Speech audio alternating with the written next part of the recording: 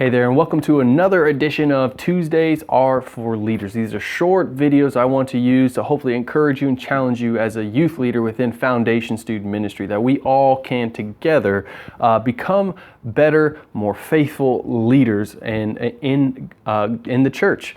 And this week I just wanted to kind of throw out there a distinction that I kind of came across between being risky and being reckless. And to be risky is what we've kind of landed on this year as our theme, to do something risky. And that's what I believe God has called us to be risky, to step outside of ourselves, despite our fears, despite the temptation to back away because we could lose something or the opinion of others or money or time or something, but to rather allow our faithfulness to the truth, the faithfulness to God Himself to overcome the fear that we have of loss and trust God for the results. So we want to be risky. We want to trust the results of a conversation, of an investment, of our time to God and allow Him to do what He will with that.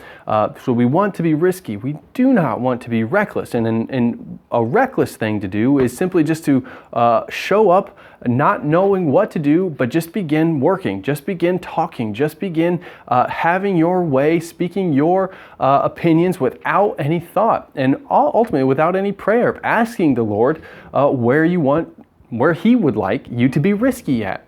So in our challenge to be risky this year, we don't want to be reckless. We want to prayerfully consider what the Lord is calling us to, not to just wander aimlessly, to be reckless and just kind of doing what we want, when we want, and giving our own opinions for the sake of just, yourself. But rather we want to be loving towards our neighbor and honor God with our time, with our risk. So consider praying about who God, where God, and what God is calling you to take a risk with.